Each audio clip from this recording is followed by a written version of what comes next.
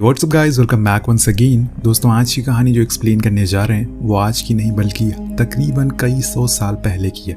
जिस समय धरती पर इंसान की जनजाति को कदम रखे हुए कुछ ही साल बीते थे, पर उस समय इंसान के साथ कोई और भी चीज़ धरती पर आई थी, लेकिन वो कौन था ये तो आपको इस कहानी में आगे जाकर पता चलेगा। समय चल रहा है 1719 का और जगह है अमेरिका का नॉर्थर्न प्लेन, जहाँ पर हम एक कबीले को देखते हैं जो बरसों से यहाँ पर रह रहा है और अपने जनजीवन को चला रहा है। उसी में से एक नारू नाम की लड़की भी है जिसका सपना है कि वो अपने पिता और भाई की तरह एक अच्छी शिकारी बने, लेकिन असल में उसके घर वाले चाहते हैं कि वो डॉक्टर बने जो कि घायल लोगों का इलाज करे, जो शिकार करके लौटते हैं जंगल से। यहाँ पर नारू अपने डॉग के साथ शिकार पर चली जाती है और बड़ी ही देर बाद उसे एक हिरन दिखाई देता है जिस पर वो निशाना लगा रही होती है, लेकिन तभी आसमान में कुछ तेज आवाज आती है जिस वजह से वो हिरन वहां से भाग जाता है और वो मायूस हो जाती है। इसी दौरान जब वो पीछे मुड़कर देखती है तो उसका डॉग एक ट्रैप में फंस चुका था जो कि इस समय के लिए काफी आधुनिक था और ऐसी कोई चीज नारू ने पहली बार देखी थी, इसलिए वो हैरान हो जाती है कि ये ट्रैप यहाँ पर किसने लगाया होगा।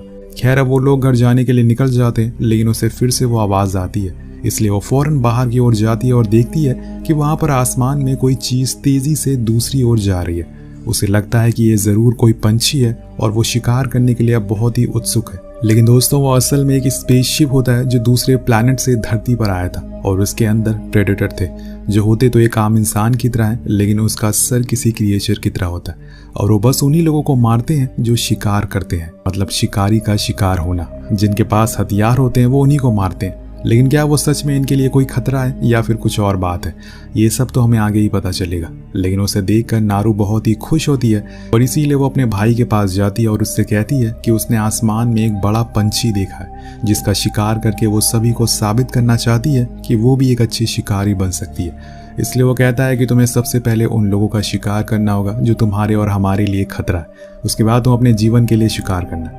अब ये सुनकर नारू उदास हो जाती है, लेकिन उसका भाई उसके लिए सपोर्टिव होता है, इसलिए वो उसे बहुत समझाता है। इसके बाद वो दोनों अपने कबीले में चले जाते हैं जहाँ पर नारू की माँ को हम देखते हैं जो किसी तरह की जड़ी बूटी तैयार कर रही थी कि वो एक अच्छी डॉक्टर थी और उन्हें इन सब चीज़ों के बारे में अच्छी जानकारी थी। वो नारू को भी यहाँ सिखाना चाहती थी, पर उसे तो शिकार करना है, इसलिए वो उस पर गुस्सा भी होती हैं और कहती हैं कि मेरे जाने के बाद यहाँ पर कोई तो होना चाहिए जो लोगों का ख्याल रखे कि यहाँ पर जंगल से बहुत लोग घायल होकर आते रहते। नारू यहाँ पर उनकी हाँ में हाँ कर देती है, लेकिन उसके दिमाग में अभी भी वही बड़ा वाला पंछी घूम रहा था। अब इसके बाद वो उसे कुछ जंगल में जाकर जड़ी बूटियां लाने को कहती है, तो वो चली जाती है और उन जड़ी बूटियों को ढूंढना शुरू कर देती है। वही हम दूसरी ओर उस स्पेसशिप को देखते हैं जो उसी जंगल में उतर चुका है और उसमें से एक प्रेडेटर भी बाहर आ गया और वो गायब भी हो जाता है। बेसिकली इन प्रेडेटर के पास कुछ ऐसी टेक्नोलॉजी है जिसकी मदद से ये इनविजिबल हो सकते हैं और उधर नारू देखती है कि उसका भाई और उसके साथी कुछ जंगल की ओर जा रहे हैं क्योंकि उनके एक साथी को शेर उठाकर ले गया है जिसका शायद अब बच पाना मुश्किल है। लेकिन ये लोग फिर भी उसे ढूंढने के लिए जा रहे हैं क्योंकि उन्हें उस शेर को मारना होगा जो कि इनके लिए अब खतरा बन चुका है और यही इस कबीले का वसूल है। जो भी इनके लिए खतरा बनता है ये उसे मार देते। तभी वहां पर नारू भी आ जाती है जिसे देखकर उसका भाई गुस्सा करता है क्योंकि उसका यहाँ पर होना सही नहीं है, लेकिन वो कहती है कि वो भी शिकार करना चाहती है। उसका भाई तबू मान जाता है पर कहता है कि तुम बस हमारे सुराग ढूंढने में मदद करोगी।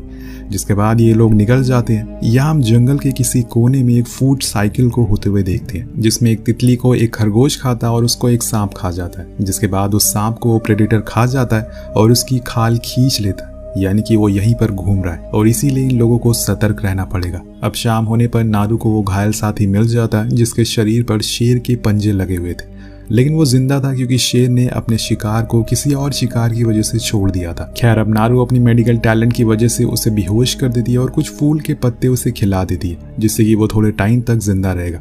अब सभी मिलकर स्ट्रेचर बनाते हैं और उस कबीले की ओर ले जाने लगते हैं, लेकिन यहाँ तबू कहता है कि तुम लोग जाओ, मैं उस शेर को मार कर ही घर वापस लौटूंगा। अब उसके साथ नारू भी जाने के लिए कहती है, लेकिन वो मना कर देता है। लेकिन नारू फिर भी जाने लगती है और बीच में वो सांप मिलता है उसे जिसकी खाल खींची हुई थी और वहीं उसे कुछ बहुत बड़े पैरों के निशान भी दिखते हैं। और जब उस जगह पर ये लोग एक पेड़ को देखते हैं तो हैरान रह जाते हैं क्योंकि वो पूरा पेड़ खून से सना हुआ था, यानी कि यहाँ पर जरूर कोई और है जो उनसे भी बड़ा और शक्तिशाली है। तभी वहाँ पर तब्बू आ जाता है, जो उसे देखकर बहुत गुस्सा करता है और कहता है कि तुम्हें यहाँ से जाना चाहिए, लेकिन वो नहीं मानती, तो वो उसे बस वहीं बैठने को बोलता है। जिसके बाद हम शेर को देखते हैं जो वहीं आसपास ही घूम रहा था। यहाँ तब्बू का साथी खुद को चारा बनाकर खड़ा हो जाता है एक पेड़ पर, लेकिन वो सच में उस लायन का शिकार बन जाता है और मारा जाता है। जिसके बाद अब बारी थी नारू की, लेकिन तभी उसे वहाँ कुछ आवाजें सुनाई देती है जो कि उसी क्रिएचर की दहाड़ने की थी। उसे दूर जंगल में एक लाल रंग की रोशनी भी दिखाई देती है, पर इतने में वो शेर उस पर हमला कर देता है। वो नीचे गिर जाती है, लेकिन सही मौके पर वो उस पर भाले से हमला करती है, जिससे कि वो वहां से भाग जाता है। यहाँ नारू बेहोश पड़ी रहती है। कुछ देर बाद जब उसकी आंख खुलती है तो वो खुद को कबीले में पाती है, लेकिन उसके दिमाग में अभी भी वही लाल रंग और उस परछाई के बारे में ही बातें चल रही थी कि आखिर वो क्या चीज थी जो इतनी तेज चल रहा था। उसने आज तक ऐसी कोई भी चीज कभी नहीं देखी थी। कुछ देर बाद वहां पर तब्बू आता है, जिसके साथ उस शेर का सर भी था। मतलब उसने शेर को मार दिया और उसकी इस बहादुरी को देखकर कबीले के सभी लोग बहुत खुश होते। उसको नया चीफ बना दिया जाता है, लेकिन असल में दोस्तों सच्चाई तो यही है कि उस शेर को मारने में नारू का ज्यादा हाथ था। यहाँ पर हम उस कबीले में रहने वाले कुछ और लोगों को भी देखते हैं जो तब्बू के चीफ बनने से कुछ खास खुश नहीं थे। अब यहाँ सब कुछ होने के बाद नारू अपने भाई को उसी रोशनी के बारे में बताती है, और उसने जो जंगल में उस सांप की छीली हुई खाल को देखा था जिसे बहुत ही बेरहमी से मारा हुआ था। वो कहती है कि मैंने पास में कुछ बड़े पंजों को भी देखा है जो कि शायद किसी क्रिएचर के हो सकते हैं या फिर किसी ऐसी चीज के जो हमने आज तक कभी नहीं देखी। लेकिन उसका भाई कहता है कि तुम्हें नींद की जरूरत है, इसलिए जाकर सो जाओ। कोई भी उसकी बात पर यकीन नहीं कर रहा था, इसीलिए वो खुद ही ठान लेती है कि वो उस चीज को पता लगा कर रहेगी, और इसीलिए वो अगले दिन सूरज उगने से पहले ही अपने डॉग के साथ जंगल की ओर निकल जाती है। और कुछ ही दूरी पर उसे एक पेड़ पर हरा कलर का लिक्विड भी दिखाई देता है जो शायद उसी प्रेडिटर का खून हो सकता है। उसके पास उसे कुछ बड़े पंजों के निशान भी दिखते हैं जो सबूत दे रहे थे कि वो यहीं आसपास ही है। उसे ढूंढते ढूंढते शाम हो जाती है, इसीलिए वो खुद के खाने के लिए एक रैबिट का शिकार करती है, और इसके लिए वो गॉड ऑफ वॉर की तरह एक एक्स बनाती है, जिसके बाद वो उसे पका कर खा जाती है और वो उसी रात उसी जंगल में बिताती है। अब अगले दिन हम खुले मैदान को देखते हैं जहां पर एक भेड़िया भागते हुए शिकार कर रहा था, लेकिन तभी वो किसी चीज से टकरा जाता है और फिर वो उस चीज को खाना शुरू कर देता है।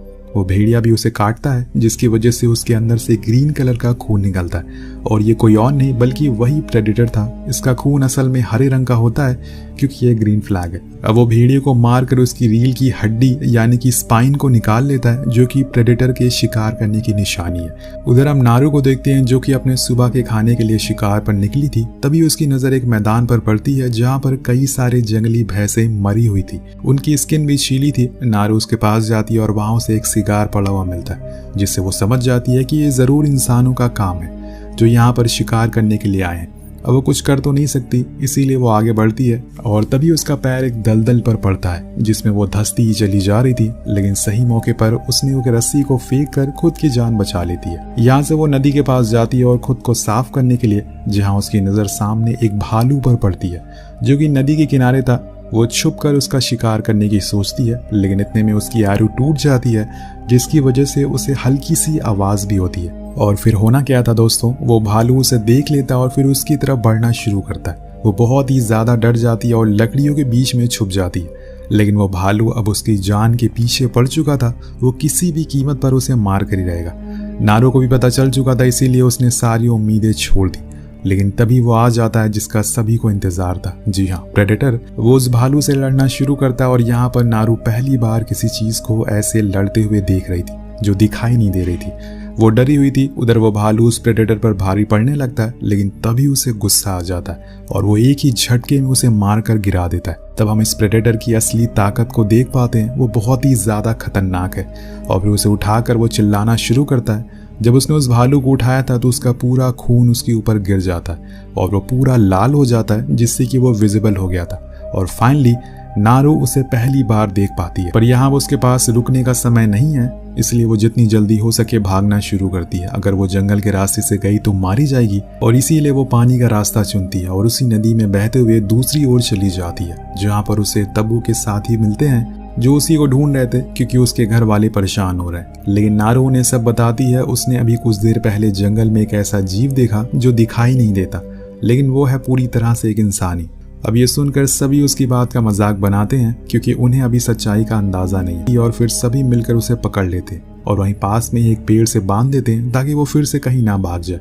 अब इसके बाद वो लोग अपने खाने के लिए एक रैबिट को पकड़ते हैं, पर इसी बीच एक लेजर आकर एक लड़के पर लगती है। वो सभी हैरान थे कि आखिर ये क्या चीज है। दरअसल ये प्रेडेटर था और उसने उन सभी लोगों के हाथों में हथियार देख लिया था, जो कि उसे पसंद नहीं है, इसीलिए वो सभी को मारना शुरू कर देता है। अब यहाँ पर नारू बंधी हुई थी तो वो जैसे तैसे करके खुद को छुड़ा लेती है और फिर वहां से भागना शुरू कर देती है। इतने में उस प्रेडेटर ने सभी की खोपड़ी तोड़ दी थी। उधर नारू भागते हुए एक मैदान में पहुंच जाती है, जहां पर उसे अपने एक और साथी मिलता है, जिसे वो लेटने को बोलती है। लेकिन प्रेडेटर असल में अपने शिकार को उसके अंदर से निकलने वाली हीट यानी ऊर्जा के जरिए ढूंढता है, और यहाँ भी उसने यही किया, जिस वजह से वो लड़का उसकी चंगुल में आ गया और यहाँ नारू बचकर भाग जाती है। लेकिन आगे जाकर वो एक ट्रैप में फंस जाती है और असल में वो भी उसके पीछे ही था। लेकिन वो उसे ट्रैप में फंसा हुआ देखकर वहां से चला जाता है बिना मारे। अब कुछ देर बाद वहां पर कुछ इंसानी शिकारी आते हैं जिनके हाथ में बंदूकें थी। उन्होंने ही उस ट्रैप को लगाया था और उन्होंने उन भैंसों को भी मारा था, लेकिन उन्हें ये नहीं पता कि उनसे भी बड़ा एक शिकारी आ चुका है। सारे इंसान नारू को पकड़कर अपने कैंप में ले जाते हैं, जहां पर उसके पास एक आदमी आता है उसकी भाषा जो जानता था। इसीलिए वो उससे कहता है कि अगर तुम्हें उस प्रेडेटर के बारे में कुछ भी पता है तो हमें बता दो, क्योंकि उसने हमारे बहुत से लोगों को मार गिराया है। दरअसल दोस्तों, इन्हें पता था कि वो प्रेडेटर कितना खतरनाक है, लेकिन यहाँ पर नारू कहती है कि उसे कुछ भी नहीं पता है। कुछ देर बाद वहां पर उन शिकारियों का सरदार आता, जिसके कब्जे में नारू का भाई ताबू था। उन्होंने उसे कैद करके रखा था। अब अगले दिन ये सभी शिकार के लिए प्लान बनाते कि हमें इन दोनों को एक पेड़ से बांध देंगे, जब वो इनका शिकार करने के लिए आएगा तो हम उसे मार देंगे। और कुछ देर इंतजार करने के बाद वो आ भी जाता है। दोस्तों, यहाँ पर फिर हम पहली बार उसके पूरे रूप में उसे देख पाते हैं, और उसने अपने सर पर एक मास्क पहन रखा था, जिसके अंदर से एक लेजर निकल रही थी। वही उसका सबसे बड़ा हथियार है। इसलिए वो उसी लेजर की मदद से कुछ शिकारियों को मारता है कि तभी उसका पैर एक ट्रैप में फंस जाता है। लेकिन उसके लिए वो ट्रैप कुछ भी नहीं था, वो चुटकी में ही उससे फ्री हो जाता है। उधर नारू अपने भाई से कहती है कि तुम घबराओ मत, ये उसी को मारता है जिसके हाथ में हथियार होगा। लेकिन वो कहता है कि हमें इसे मानना होगा। तुमने जैसे उस दिन उस शेर को घायल किया था वैसे ही इसे आज कर दो, जिसके बाद सारे काम मैं कर दूंगा। तो आज वो मुफ्त की तारीफ को बटोरना चाहता था, पर ये इतना आसान नहीं है, क्योंकि वो तो पागलों की तरह सभी को मारे जा रहा था और उसके सामने कोई टिक भी नहीं पा रहा था, तो मारेगा क्या उसे। और इतने में नारू वहीं लगे एक ट्रैप की मदद से अपने भाई की रस्सी को काट लेती है और फिर तबू कहता है कि मैं अपने घोड़े को लेकर आता हूँ। और वहीं नारू अपने डॉग को कैंप में रिहा करने चली जाती है। लेकिन तभी वहां उसे वो ट्रांसलेटर मिल जाता है जो उसकी भाषा को जानता था। वो कहता है कि तुम मेरा इलाज कर दो, मैं तुम्हें अपनी बंदूक दे दूंगा। दरअसल दोस्तों, उसके पैर को प्रेडेटर ने खा लिया था, जिससे वो लंगड़ा हो गया था। और यहाँ पर वो उसे भी वही अनोखा फूल खिला देती है, जिससे कि उसका शरीर ठंडा पड़ गया था। लेकिन इसी बीच प्रेडेटर यहाँ आ जाता है और अब होगा असली खेल शुरू। पहले तो वो उस आदमी को देख नहीं पाता, क्योंकि उसका शरीर अभी ठंडा हो चुका था, इसीलिए वो उसके हाथ पर चढ़कर गुजरता है। लेकिन तभी वो चीखने लगता है और इसके बाद वो उसे पूरा ही खत्म कर देता है। तभी वहाँ तबू आ जाता है और अचानक से उस पर हमला करता है। वो उसके मास्क को गिरा देता है। या हम देखते हैं कि उसके मास्क गिरने की वजह से वो लेजर एक पेड़ की ओर जा रही थी, जिसकी वजह से उसके सारे तीर उसी पेड़ पर जाकर लग रहे थे, इसलिए वो उस पर हमला नहीं कर पाता। और ये चीज नारू भी देख लेती है। लेकिन वो प्रेडेटर उससे भी चालाक होता है। वो इनविजिबल हो जाता है और फिर बहुत ही बेरहमी से तबू को मार डालता है उसकी बहन के सामने। यहाँ पर नारू उसे ट्रांसलेटर की बंदूक को भी इस्तेमाल करने की कोशिश करती है, लेकिन कोई फायदा नहीं होता। वो उसमें बारूद नहीं भर पाती और इसीलिए उसे यहाँ से भागना पड़ता है। उधर नारू भागते हुए नदी के किनारे आ जाती है, जहाँ पर उसकी नजर एक शिकारी पर पड़ती है जो कि जिंदा बच गया था। इसलिए नारू अब उसे एक चारे की तरह इस्तेमाल करने का प्लान बनाती है और इसके लिए वो शिकारी को पहले तो मारती है और फिर उसके पैर को काट देती है, उसके पास उसी बंदूक को रख देती है और खुद को वो अनोखे फूल को खा लेती है ताकि उसका शरीर ठंडा रहे। और जब वो प्रेडेटर उस शिकारी को मारने के लिए आगे बढ़ता है, और होता भी ऐसे ही है, जब वो उसके पास आता है तो वो नारू की एनर्जी को फील नहीं कर पाता। वो बस उस शिकारी को ही मारता है क्योंकि उसके पास हथियार था।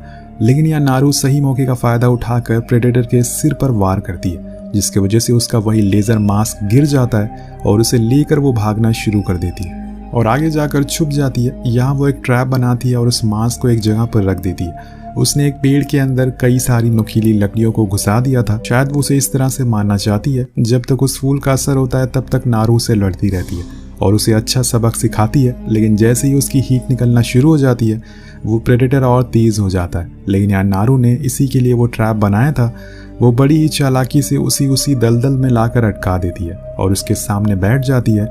वो दलदल से बाहर निकल नहीं पाता और इसीलिए अपने आरो को छोड़ता है। पर नारू के साइड में हम उसी मास्क को देखते हैं जिसकी लेजर प्रेडेटर के ऊपर ही पड़ रही थी और इसीलिए वो जैसे ही अपने तीर को छोड़ता है वो सीधा उसी की खोपड़ी को चीर कर निकल जाता है और कुछ इस तरह से वो मारा जाता है। इसके बाद नारू उसके सर को काट देती है और अपने साथ उस कबीले ले जाती है। उसकी इस बहादुरी को सभी सलाम करते हैं। उसे नया चीफ बना दिया जाता है क्योंकि दोस्तों अब राजा का बेटा राजा नहीं बनेगा, जो हकदार है वही उस कुर्सी पर बैठेगा।